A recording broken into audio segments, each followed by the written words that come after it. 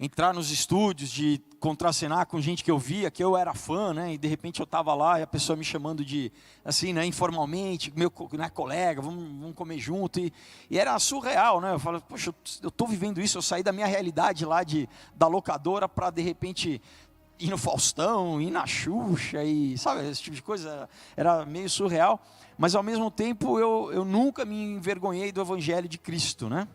No curso Viver de Instagram, você aprenderá a começar o seu Instagram do zero e transformar essa rede social em uma forma de ganhar dinheiro pela internet. Você entenderá a estrutura usada pelos criadores de perfis para sair de 0 a 100 mil seguidores e aprenderá a ganhar de 1 a 3 mil reais como social media, cuidando de diferentes contas e trabalhando com o que gosta. Saiba mais clicando no link na descrição deste vídeo.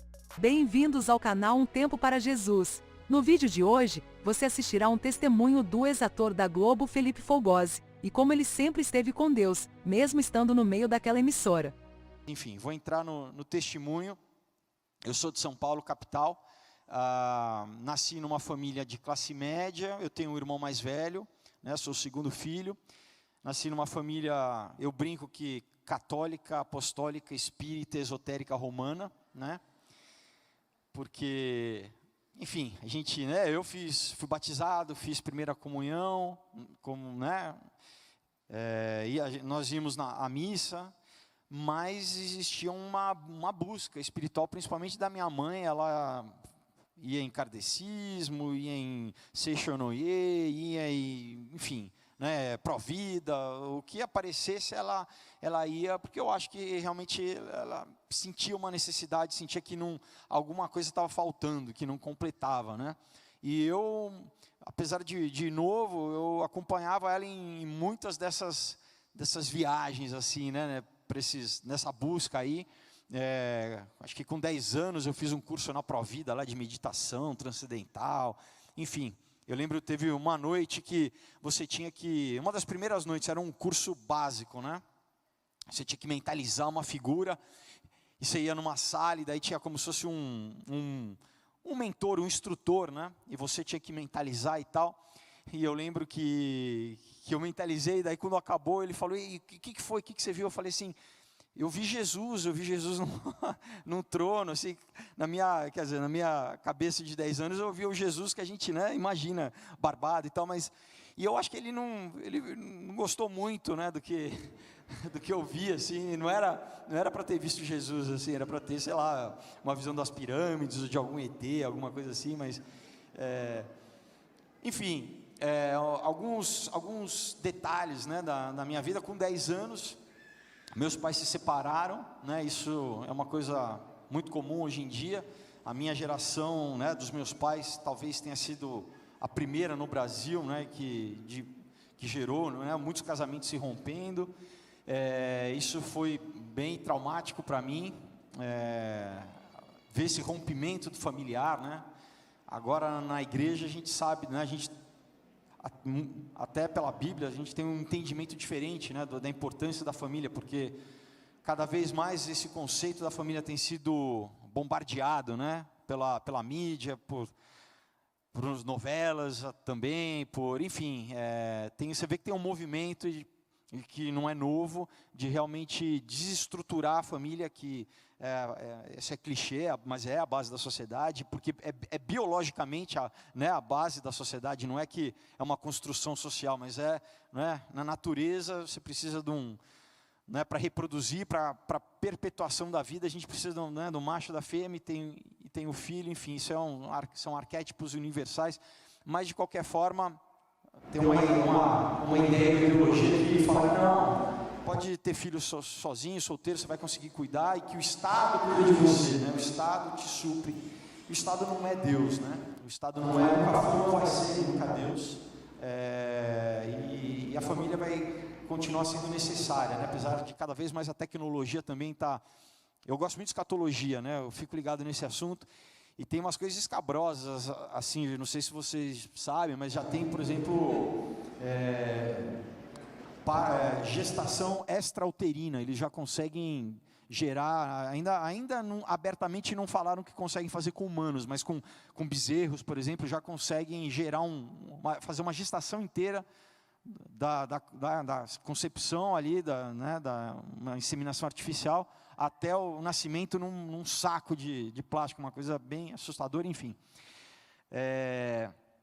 Mas daí meus pais se separaram, isso me deixou, né, bem inseguro, na verdade, né, porque quando você tem os teus pais, né, principalmente nos teus anos formativos, né, entrando na adolescência, você sabe que qualquer coisa, os teus pais estão, né, inconscientemente você sabe que tem alguém ali te guardando, e você pode se aventurar mais. Agora, quando isso realmente tiram o chão debaixo dos teus pés, você começa a ficar mais desestabilizado.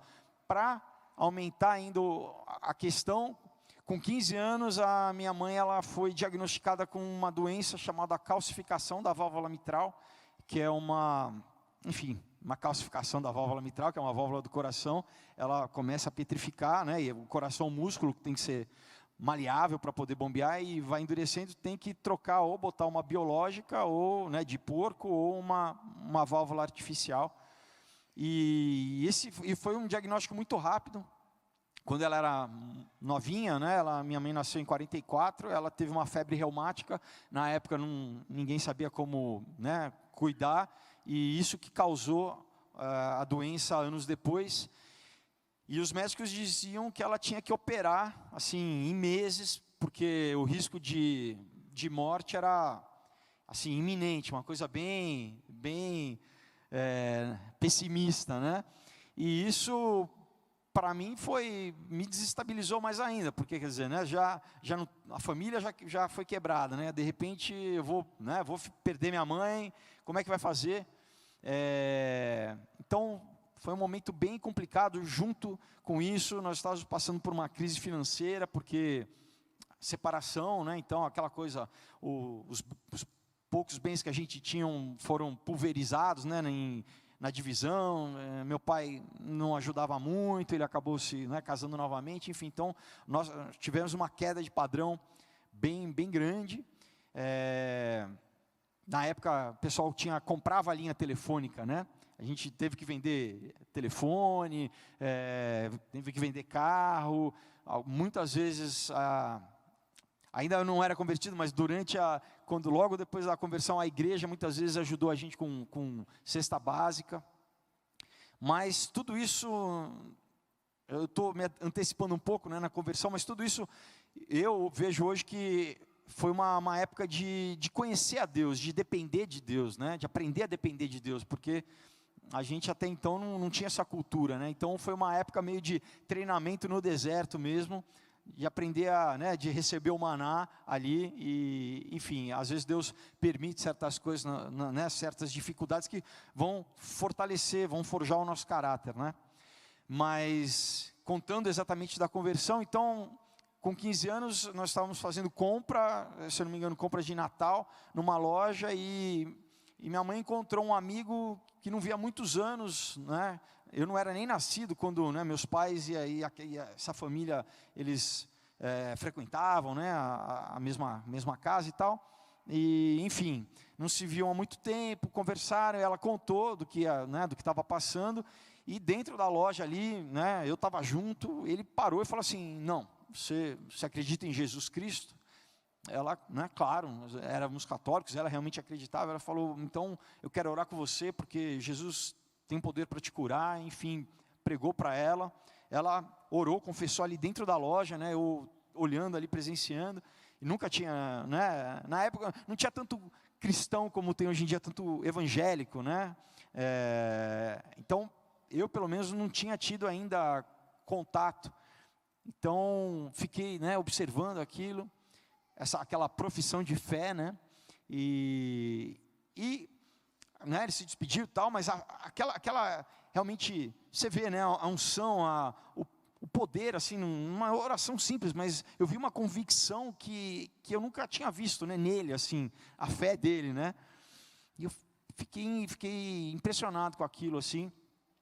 Enfim, nós começamos a frequentar, né, uma igreja evangélica, e ela não precisou operar, né? Deus realmente, e foi interessante ver, nela a mudança, porque ela estava já deprimida, né, com a situação, já estava bem abalada, e de repente uma força, né, uma confiança surgiu, e a operação estava marcada, e ela falando não para os médicos, e os médicos falando, olha, a gente não vai se responsabilizar por isso, e ela estava ali, imóvel, assim, ela ficou, não, eu não vou operar, e realmente não precisou operar, né, glória a Deus mesmo, foi uma bênção, e eu comecei a ver, assim, primeiro eu conheci a Bíblia, né, comecei a entender, né, o que realmente, quem era Deus, quem era Jesus, né, porque não sei se todo mundo, a grande maioria se nasceu em lar evangélico ou não, mas eu ia à missa, né, senta, levanta, mas, né, era gostoso, mas não exigia uma mudança de comportamento, não exigia, né, uma reflexão sobre a sua ética, sobre se colocar debaixo da vontade de Deus, né, buscar a Deus, enfim, uma série de coisas que eu não conhecia e que eu comecei a aprender. E como, né, tem muito jovem aqui, aquele momento que, bom, o jovem já é animado, né, por natureza, por essa fase da vida, mas o primeiro amor, né, aquele engajamento do primeiro amor. Então, várias vezes a gente ia para o litoral lá de São Paulo, pregar no carnaval, fazer mutirão de evangelismo na praia, todo mundo dormindo em barraca, né, enfim, era uma diversão, mas esse engajamento, e isso também começou a falar muito ao meu coração, na questão de talvez ser um missionário. Eu tinha nessa época alguns sonhos, né? Um era, primeiro, trabalhar em não sei como, mas com alguma coisa ligada a cinema, porque eu, com 14 anos, foi meu primeiro emprego numa locadora de vídeo, para ver filme, na verdade, porque eu gostava muito de filme, então vinha do colégio, ia lá trabalhar na locadora. Logo depois, com 15, eu fui fazer um curso de teatro, porque já não bastava assistir, eu queria participar de alguma forma, mas naquela época não tinha nem internet, não tinha malhação, não tinha programação para jovem, então era um sonho muito distante poder exercer isso como profissão, né? Eu morava em São Paulo, enfim, era uma coisa quase impossível assim para mim, né? Mas eu fui fazer o curso de teatro, pegava 2 ônibus cruzava a cidade lá, São Paulo, para ir fazer o curso. Aquilo me alimentava muito, né, aquele processo criativo. E por outro lado, eu comecei a achar um pouco mais tarde, chegando naquela época de decisão, o que eu vou fazer profissionalmente, né, como eu disse, eu não tinha muita perspectiva de né, trabalhar como ator. Eu falei, bom, acho que talvez publicidade é uma coisa que eu consigo fazer, porque eu gostava de desenhar, é uma coisa que mexe com criatividade também, eu vou poder, talvez é o mais, né, tangível para mim nesse momento. E o que aconteceu é que nesse momento de dúvida, né, que eu acho que muitos jovens passam, eu falei assim, bom, vou conversar com o meu pastor, eu vou marcar um gabinete para saber, talvez, né, o que ele acha, qual que é, né, porque realmente meu coração ardia para várias coisas, mas eu não sabia se era vaidade, se era, né, da minha carne, por exemplo. Enfim, conversando com ele, ele me disse que esse ato de, né, buscar a vontade de Deus, a vontade boa, perfeita e agradável, de me submeter, era o que Deus esperava, né? Então, que independente do que para onde eu fosse, que Deus ia conduzir, Ele ia mostrar, e que eu ficasse tranquilo. E nós oramos, e realmente, acho que alguns meses depois, como eu disse, né, eu fazia o curso de teatro, eu fiz muito comercial nessa época, então eu tinha uma agência, né, que me indicava para os comerciais, e essa agência chegou e me ligou e falou assim, olha, a Globo está em São Paulo procurando atores, né, com sotaque de São Paulo, com cara de São Paulo, para fazer uma minissérie chamada Sex Appeal. E você quer fazer o teste, né? Eu falei, amém, né? Não falei para eles amém, mas pensei amém. Falei, não, claro, quero fazer. E foi inclusive bom, porque, né, que isso aconteceu nesse momento que o meu coração já não estava tão, né, que eu não sonhava tanto com aquilo, porque senão acho que eu não sei se eu ia passar, porque eu ia estar tão nervoso, mas eu já tinha meio que entregue, né, para Deus. Eu estava já estagiando numa agência de publicidade, né, fazendo cursinho para prestar, então eu tinha tirado o foco um pouco, e fiz o teste, tinham acho que umas 500 pessoas, e eu passei. Assim, Deus literalmente abriu as portas. Então, quando a palavra diz, né, apraz-te do Senhor, né, deleita-se no Senhor, deleita-te no Senhor, que Ele satisfará os desejos do teu coração, isso realmente é verdade. Para mim, eu posso dizer que aconteceu. Então, momento 1 aqui, né, na nossa conversa, para os jovens que têm sonhos, e não só para os jovens, né, porque vou fazer 44, eu ainda tenho sonhos que eu espero que Deus realize na minha vida, né. Eu acho que enquanto tiver sopro de vida na gente, né, os sonhos impulsionam a gente, e às vezes eu penso assim, né, se Deus fizesse como Salomão, de chegasse para cada um de nós e falasse assim, o que você quer, né? O que arde no teu coração, qual que é o teu desejo, se você pudesse escolher qualquer coisa, como Salomão, né? O que você iria pedir, né? O que você iria desejar? Porque Deus esquadrinha o nosso coração, né? E Ele sabe, na verdade, se o nosso desejo, se ele vai ser bom, se não vai ser, né? Às vezes, na nossa racionalidade, pode ser que pareça que uma coisa vai ser boa, né, logicamente pensando, mas Deus vê à frente, conhece o futuro, e muitas vezes Ele segura aquilo, e a gente fala, né, Senhor, não é, mas por quê? Porque às vezes espera, a gente lê a palavra, né, poxa, né, Abraão esperou 100 anos, né, para ter Isaac, né, Jacó trabalhou 14 anos para conseguir, né, casar com a Raquel, e ainda levou a Léia de presente, enfim, por que tanta espera muitas vezes, né? Mas eu hoje entendo que é isso, né? Que a espera, ela nos forge até alguns momentos que Deus sabe que se Ele der aquilo naquele momento, a gente vai estragar, né? A gente não tá preparado, não tem maturidade, não tem estrutura ainda para lidar com aquilo. Mas enfim, então, né, eu acho que quando Deus faz as coisas são boas para nós, né, um desejo que satisfaz o nosso coração, mas ao mesmo tempo cumpre um propósito. Deus é capaz de fazer com que as coisas funcionem simultaneamente, e isso aconteceu, porque Ele juntou mais ou menos todos esses desejos que eu tinha, de trabalhar em algo criativo, de conseguir, né, ser ator, e de ser missionário, de certa forma, porque eu acredito também que nós somos missionários aonde nós estamos, na nossa vizinhança, no nosso trabalho, né? Quer dizer, não é todo mundo que consegue ir para o exterior, ser missionário, ou ser um pastor, ou enfim, mas de qualquer forma, o chamado, né, é para todos, né, de colher, né, o campo, de ser pescador de homens. Só um minutinho. Então, com 17 anos eu fui para o Rio, sem dinheiro nenhum, né? Não tive meu pai para negociar comigo lá o salário, então era um salário bem pequenininho. Cheguei lá dormindo de favor, né, na casa de conhecidos, mas era de qualquer forma o meu sonho se realizando ali, de entrar nos estúdios, de contracenar com gente que eu via, que eu era fã, né, e de repente eu estava lá e a pessoa me chamando de, assim, né, informalmente, meu, né, colega, vamos comer junto, e era surreal, né, eu falei, poxa, eu estou vivendo isso, eu saí da minha realidade lá da locadora para de repente ir no Faustão, ir na Xuxa, e sabe, esse tipo de coisa, era meio surreal, mas ao mesmo tempo eu nunca me envergonhei do Evangelho de Cristo, né.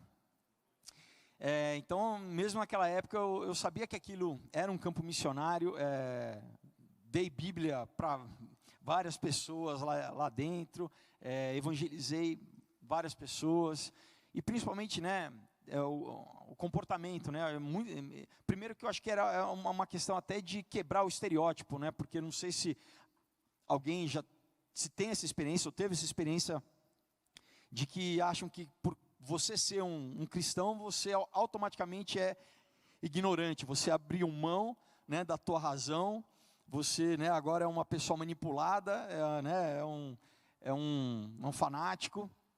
E muita gente tinha esse estereótipo e pelo fato, mas você é ator, mas você é evangélico? Como? Né? O pessoal do meio assim, mas você é um cara, você é culto, como é que você... Né? É um atestado de burrice, né? Parece que para ele, se você fosse evangélico. Então, isso foi muito interessante ver como as pessoas reagiam assim e dar um testemunho no dia a dia, né?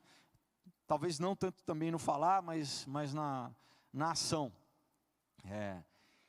E nessa época eu pude dar muito testemunho, né? Adonep, Atletas de Cristo, vários ministérios.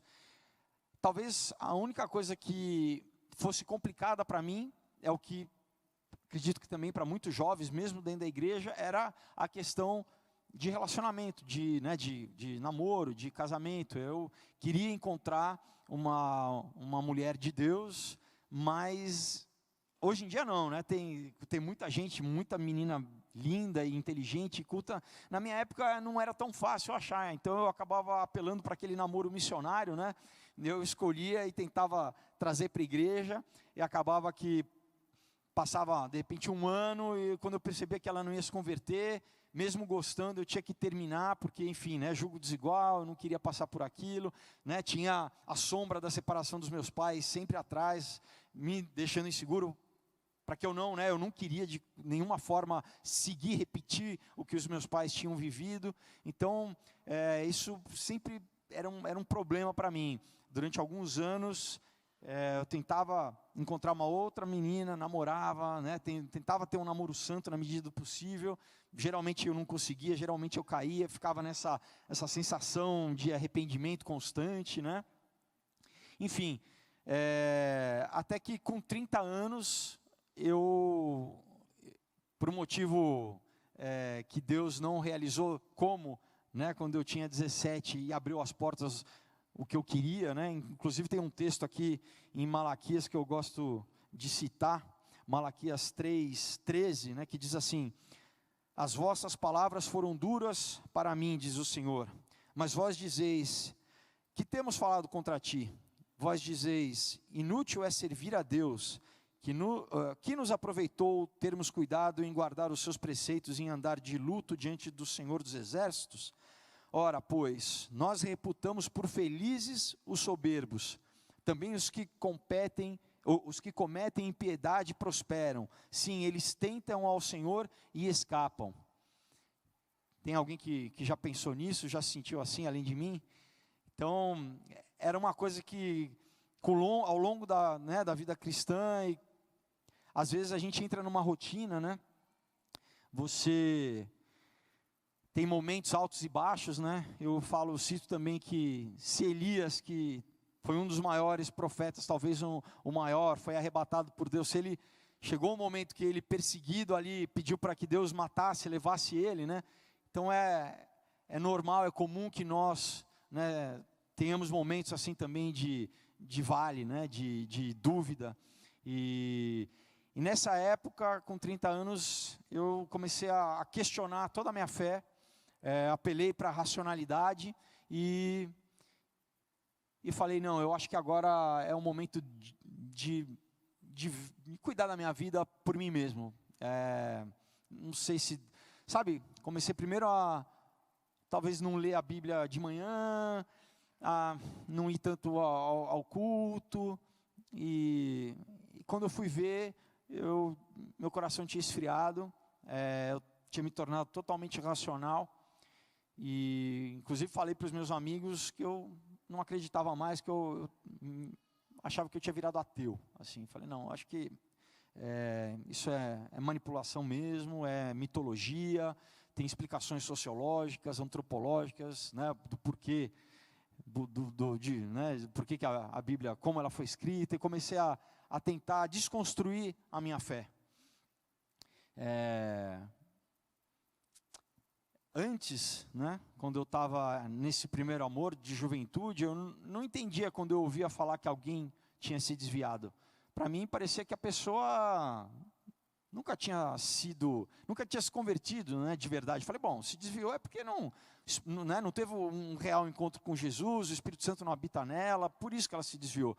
eu tinha um certo farisaísmo, um julgamento, assim, né? Porque, primeiro que eu não tinha experiência, né, de vida, então eu achava que na minha, né, na minha arrogância espiritual ali, aquela pessoa que tinha se desviado, ela na verdade não merecia estar junto com o corpo, né? Infelizmente, algumas igrejas, isso ocorre até naturalmente, porque se essa pessoa tem algum vínculo emocional, amizade, muitas vezes a gente pode se sentir até traído, né, se alguém se afasta, e muitas vezes a igreja vira as costas, e eu entendi que não, que essas pessoas, elas não podem ser abandonadas, né, porque Jesus, ele deixa as 99 ovelhas para buscar aquela que está perdida, né. Dizem que tem 60 milhões de evangélicos no Brasil. Eu não sei quantos dessa estatística estão desviados, né? Então, eu acredito que nada constrange mais que o amor, né? Eu acredito que Deus, ele resgata pelo amor, ele constrange pelo amor.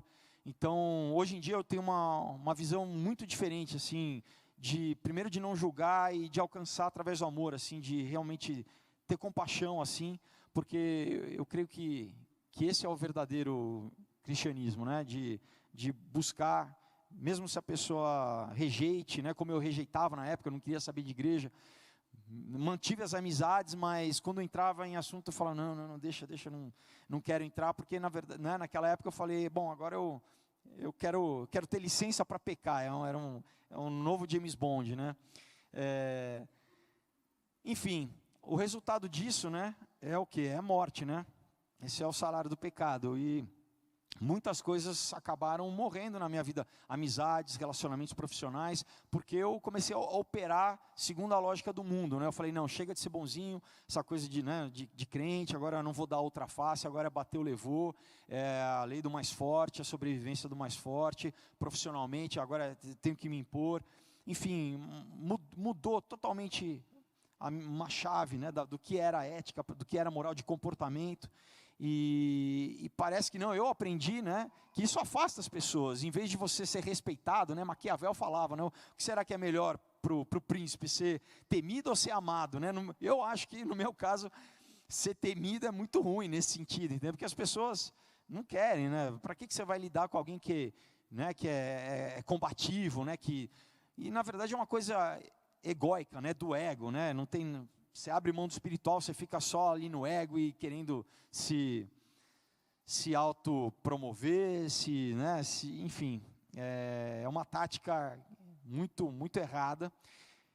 Nos relacionamentos, foram 10 anos que eu não construí nada, né, quer dizer, toda essa busca que eu tinha antes de ter uma esposa, de realmente ter, né, eu realmente queria muito, assim, logo, acho que com 18 anos eu achava que com 20 e poucos eu já ia estar casado com filhos, mas antes, quando o relacionamento não dava certo, eu sempre tinha Deus para culpar, né, porque eu falava, bom, ela não é da igreja, ó Deus, o sacrifício que eu estou fazendo de abrir mão dela pelo Senhor, né, então eu tinha sempre Deus.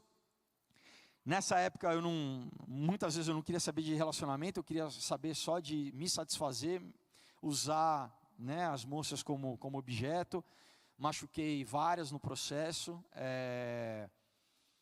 mas de vez em quando, né, tive alguns encontros, alguns namoros durante essa época, mas na grande maioria não queria relacionamento, queria experiências, queria quantidade, né? Mas em 2012 eu conheci uma mulher que eu achei que essa sim ela encaixava no modelo mental que eu tinha criado, né, com aqueles pré-requisitos, fisicamente, né, intelectualmente, a gente tinha empatia, culturalmente, a família, enfim, tudo encaixava, e eu não tinha mais Deus que, enfim, não tinha mais nada que impusesse, não, nenhuma restrição, beleza, eu escolhi, e deu errado. Então, para mim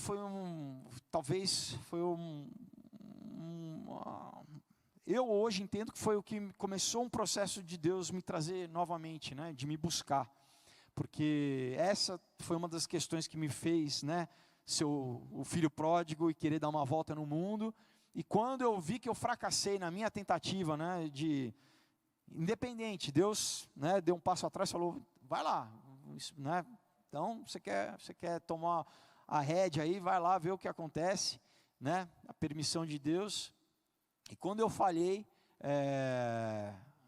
eu não entendi, né, acho que eu tinha 39 na época, não sei, eu não falei Senhor, porque na época eu não estava na igreja, mas eu falei, por quê, né, o que está acontecendo? E entrei algo próximo de uma depressão, assim, a primeira vez na minha vida que realmente não tinha vontade de sair de casa, não tinha, sabe, comecei a ter, né, pensamentos suicidas, assim, que você não vai conseguir, sabe, é um buraco, uma rua sem saída, não tem alternativa, e eu falei, não, peraí, alguma coisa eu preciso buscar ajuda de alguma forma. Fui fazer uma terapia também, primeira vez que eu fui fazer, foi bom ter alguém para falar, né, independente, né, porque meio que segue um padrão bíblico, né, e só que essa terapeuta, ela me indicou para fazer para alquimia, isso é uma coisa também que eu vou entrar um pouco aqui. Logo nos primeiros anos que eu falei que eu tinha virado ateu, né, realmente eu não queria saber nada de espiritual, de nada, mas a necessidade da espiritualidade continuava em mim, né? E só que aí eu fui procurar coisas que durante os meus anos na igreja nunca, né, obviamente nunca tinha procurado, e fui tentar procurar com um approach, né, intelectual, assim, não, vamos ver como é isso. E então fui estudar um pouco de astrologia, fiz mapa astral, fui no xamanismo, fui em reunião da Rosa Cruz, tentando entender. Não fui em coisas que eu sabia que eram obviamente, né, porque eu, querendo ou não, por mais que negasse, tinha um pouco de temor ali, nada que eu sabia que era, né, negativo ou do maligno. Então, mas eu estava ali tentando saber gnose, e essa terapeuta me indicou para ir em cerimônias de alquimia, né? Uma coisa interessante é que, como a gente sabe que o diabo imita tudo que Deus faz, né? Os judeus, o calendário judaico é lunar, né? Todas as festas judaicas são lunares, né? São determinados pela lua, diferente do nosso calendário gregoriano, que é solar. E o ocultismo também segue o calendário lunar. Todas as cerimônias são, né, ou lua nova, ou lua cheia, enfim. Então, numa noite ali de cerimônia da lua cheia, eu estava lá dentro, né, junto com o pessoal e o mago, né? E interessante que ele começou a fazer lá a ritualística em latim e começou a invocar, né, arcanjos e anjos caídos. E eu conhecia, né, o nome de várias entidades, porque afinal de contas eu tinha estudado, por mais que eu negasse, eu tinha um conhecimento bíblico. E eu comecei a achar aquilo estranho, e de repente ele começou a falar Cristo, repetir Cristo, e todo mundo tinha que repetir, mas não era Jesus Cristo, porque Cristo para gnose, na verdade, é Lúcifer, né? Porque para eles Jeová é o Deus mau que aprisiona o homem, e Lúcifer é como no mito grego de Prometeus, quem rouba o fogo dos deuses e emancipa o homem, né? Então, mas independente disso, naquele momento lá no meio daquela ritualística, só de começar a falar Cristo, Cristo, Cristo, depois de 10 anos, o Espírito Santo ali quebrou meu coração, eu comecei a chorar compulsivamente, sabendo que eu estava sentindo o Espírito Santo como há muitos anos eu não sentia, para ver como Deus opera em qualquer lugar, né? De qualquer forma, você pode estar numa reunião de alquimia e as pessoas, né, acharam talvez que eu tivesse muito emocionado, mas não entendendo, e enfim, acabou, eu, né, todo inchado, melado, meio, né, envergonhado, aquela coisa. Entrei no carro para ir embora, e dirigindo eu falei, mas o que eu estou fazendo, né? Por que eu estou com essa birra, na verdade, infantil, porque Deus não fez as coisas como eu queria?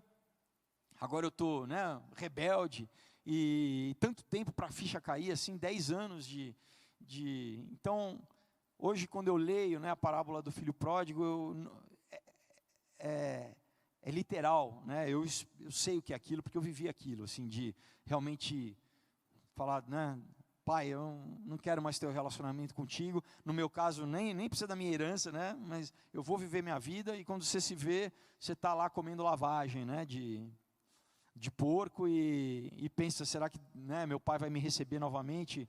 Porque né, os escravos, os servidores estão comendo melhor do que eu, né? E quando ele chega lá, né, morrendo de medo, o pai está esperando ele, né? E isso aconteceu comigo. O pai literalmente, né, me buscou, quebrou meu coração, e desde 2014 foi esse processo novo de metanoia, claro, né, de limpeza, de anos, e me restituir, né, no propósito dele, de qual que é eu creio que, por exemplo, para mim hoje estar aqui falando para vocês faz parte dessa restauração, assim. Eu lembro muito de Davi, né, que enfim era o homem segundo o coração de Deus, né? E você pensa, como que Davi pode ter pecado, né, com Betseba? Tem várias teorias, porque ele não foi para a guerra, né? Como que é? Mente vazia, oficina do diabo. Então ele estava passeando, viu ela nua, mas tem todo um processo, né? Ele às vezes na nossa vida o arrependimento não é rápido, né? Você sabe do resultado final do pecado, mas você não interrompe o processo dele, né? Ele foi continuando, né? Falou, bom, quem é o Urias? Não, traz ele para cá, porque ele engravidou, né? Engravidou Betseba. Não, traz ele para cá, para que ele durma com ela, para tentar, vou me safar. Ele chega lá e fala, não, imagina, enquanto os meus amigos estão lá lutando, eu não vou fazer isso de jeito nenhum, vou dormir fora de casa. Ele fala, esse cara é um crente chato, como que ele não vai dormir com a mulher, e o que eu faço agora? E virou um homicida. Então, além de adúltero, um homicida, né? Falou, manda ele lá para frente de batalha, abandona o cara lá. Então, como que um homem segundo o coração de Deus vira um homicida e um adúltero? Graças a Deus eu não virei um homicida, mas adúltero, sim. Promíscuo, sim. Nunca tive problema com droga, nem com bebida, graças a Deus, mas essa questão de promiscuidade, terrível. Então, você vê como muitas vezes Deus tem um critério que é diferente do nosso, né? Todos os pais da fé pecaram, tiveram momentos, né, de falha, né? Noé, beberrão, Abraão entregando, né, Sara como mentindo, falando que era irmã, e aí a lista vai por aí, né? Mas Deus, Ele consegue ver, Ele nos conhece melhor do que nós mesmos, eu acredito, né? E tem o Salmo 51 que eu gosto muito, né, do que Davi fala, né, que ele diz, compadece de mim, ó Deus, segundo a tua benignidade, segundo a multidão das tuas misericórdias, apaga as minhas transgressões, lava-me completamente da minha iniquidade, purifica-me do meu pecado, pois eu conheço as minhas transgressões, e o meu pecado está sempre diante de mim. Pequei contra ti somente, e fiz o que é mal perante os teus olhos, de maneira que serás tido por justo no teu falar e puro no teu julgar. Eu nasci na iniquidade, em pecado me concebeu minha mãe. Eis que te comprases na verdade, no íntimo e no recôndito me fazes conhecer a sabedoria. Purifica-me com o isopo e ficarei limpo. Lava-me e ficarei mais alvo que a neve. Depois no 10 ele fala, cria em mim, ó Deus, um coração puro e renova dentro de mim um espírito inabalável. Eu também... isso se tornou realidade para mim, né? Esse salmo, em ver, né? Muitas vezes eu falava como que depois de tantos anos também de estar distante de Deus e fazer coisas que a minha consciência me incriminam, será que o amor de Deus, né, vai me alcançar? Mas o amor de Deus é tão grande, né? Ele é infinito, imensurável, e Ele salva até no último momento, como Jesus salvou o ladrão na cruz, né? A gente que fica tentando racionalizar na igreja, né? Mas se fizer isso, se fizer aquilo, e Deus é muito maior do que a nossa pequenez, até porque se a gente for se justificar, ele fala o quê? Que a nossa justiça é trapo de imundície, né? Então, claro, né? Um coração correto, servir a Deus, isso a gente tem que fazer, mas é pela graça de Deus, né? É totalmente pela graça de Deus. E a graça de Deus é tão maravilhosa que nesse meu retorno, Ele me deu mais de certa forma, um trabalho paralelo. Eu não falo trabalho porque traz essa conotação de obrigação, mas de prazer, assim, de escrever. E quando eu vi, além de ator, eu também comecei a escrever, e nesse caso, usando o dom que Ele me deu para alcançar as pessoas, para trazer uma mensagem para o mundo secular, né, mas com uma moral cristã, ser uma ferramenta evangelística, porque no meu trabalho de ator, muitas vezes eu tenho que representar o que o outro escreveu, né, eu não tenho controle sobre, né, o que os outros escreveram, mas eu comecei a produzir, primeiro eu escrevia como cinema, mas não sabia como transformar isso, mas enfim, achei um caminho através, né, dessa literatura. O primeiro foi o Aurora, que só para ler uma introdução para vocês aqui, eu já abro com um versículo de Amós 5:8, que diz: aquele que criou as Pleiades e o Órion, aquele que muda as trevas em aurora e transforma o dia em noite, que chama as águas do mar e as derrama sobre a face da terra, seu nome é o Senhor. Amém? O segundo que eu lancei, que o pastor falou, o Comunhão, que também, daí esse é uma ficção científica, que eu falo exatamente sobre essa falsa dicotomia entre religião e ciência, né, porque crente não é burro, né, então, historicamente, enfim, tem teoria da conspiração, eu falo de maçonaria, toda nova ordem mundial, toda essa escatologia, todas essas coisas que eu gosto. Eu falei, eu vou criar uma ficção científica, mas que tenha essa moral cristã, tenha a ética cristã, e estou muito feliz, porque desde que eu lancei, eu sei que as pessoas têm tocado, têm, né, transformado. Muita gente não leria uma literatura explicitamente cristã, lê um livro como a Aurora e está com a guarda baixa, está com a racionalidade baixa, e ela embarca na história, e quando ela vê, aquilo consegue mexer, né, e pega ela emocionalmente. Então muita gente entra em contato através de rede social e me dá um feedback, né? Fala, poxa, homem, mulher, adulto, falando assim, eu li, eu chorei, sabe, mexeu comigo, eu preciso, rever os meus conceitos. Então, isso para mim tem sido um resultado incrível, e no Comunhão, então, que é uma história de suspense com terror, que exatamente como eu falo, né?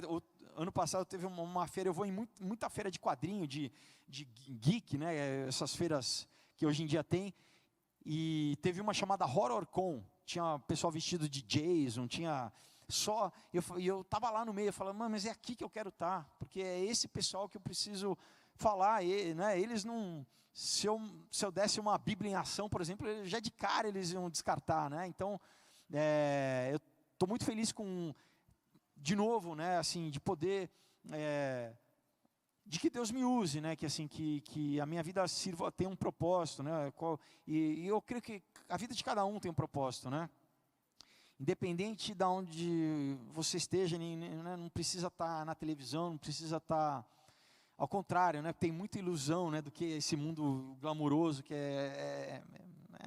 não tem nada disso, é bastante trabalho. Mas você não precisa estar. Eu acredito em lugares de influência, isso sim, né? Como, né, aquela que vem da Bethel, né, das 7 colinas. Isso eu realmente acredito, e eu acho que a igreja não pode abrir mão. Ao contrário, eu acredito que durante muito tempo a igreja se omitiu no sentido de ficar dentro dela, mas é entendível, porque eu acho que tinha que se estruturar, crescer bastante. Mas eu acho que hoje em dia a igreja evangélica é bem forte e grande, e ela pode impactar a sociedade, né, não só na política, mas nas 7 áreas de influência, e na cultura, muitas vezes, né, a cultura muitas vezes foi delegada ao mundo, ao inimigo. Só a gente tinha a cultura evangélica, né, só fechada, e se abandonava, né, essa área que determina muita coisa. Na verdade, eu acho que a cultura vem primeiro, depois vem a política, né, ela determina o que né, a cultura de um país, ela que molda a sociedade. Então, se a igreja não se levantar e tomar esse lugar, é complicado. Mas, graças a Deus, eu sei que tem vários ministérios que já estão vendo isso e estão procurando, né, claro, nas suas limitações, mas aí que está, também não precisa, se 2 ou 3 denominações se juntarem, aí sim tem recursos para fazer, por exemplo, um filme, né, um audiovisual, alguma coisa que impacte, não precisa ser tão caro, hoje em dia a tecnologia consegue ajudar a gente nesse sentido. Então eu sempre sou um motivador, né, como sou artista também, em que a igreja tem essa visão, né, de não ficar só dentro dela, né, claro, esse aqui já é o nosso corpo, é o nosso, né, lugar seguro, lugar alto, mas tem aí, eu acho que estamos nas dores de parto, e tem muita gente ainda para ser alcançada. E para encerrar, né, eu também gosto de falar sempre de um trecho aqui em 1 Romanos 20, que diz assim, 1 Romanos 20, porque os atributos invisíveis de Deus, assim como o seu eterno poder, como também a sua própria divindade, claramente se reconhecem desde o princípio do mundo, sendo percebidos por meio das coisas que foram criadas. Então Paulo está falando, né, que o homem natural ele não tem desculpa em reconhecer Deus, porque Deus se mostra na natureza, né, na criação, na perfeição da natureza, né? Então não é à toa que um pôr do sol é bonito, porque Deus fez esteticamente bonito e fez, né, o nosso globo ocular e todo o nosso sistema óptico para conseguir ver aquela beleza toda. Então, é uma coisa que, né, é um feedback ali da perfeição de Deus. E o interessante é que o criadas aqui, essa palavra, no original, no grego, a palavra é poema, literalmente poema, né? Daí que nós tiramos a palavra poema. E que interessante, né? Por que a criação então é um poema? A criação é um poema de Deus. E o que é um poema? O poema não é uma escrita sem sentido, né? Um poema, ela segue uma métrica, segue rima, segue uma escolha específica de palavras. E além disso, ela tem uma expressão emocional. Quem escreve um poema quer se expressar, quer emocionar, está falando do coração. Então, nós somos um poema de Deus, cada um é um poema de Deus, né? A sua vida está sendo escrita em coautoria com Deus, amém? Num poema, e eu vejo isso, eu vejo uma beleza muito grande nisso, né? Porque às vezes a gente tende a ver só as dificuldades da vida, né? E apesar da fé, muitas vezes a gente está na luta, mas olha só, né, quando a gente pensa em larga escala, né, a longo tempo, que a vida é um poema que está sendo escrita, né, eu acho isso muito bonito e eu quero chegar no final dessa história que Deus está contando na minha vida. Espero que vocês também, espero não, com certeza, em nome de Jesus, vocês vão chegar. Para quem tiver interesse, eu vou estar lá na frente para conversar com todo mundo, para autografar o Aurora, se alguém quiser, e trocar experiências. E, enfim, espero que vocês tenham gostado, tenham edificado, servido de alguma forma. Para mim foi um prazer, uma honra estar aqui. Chamo o pastor, amém?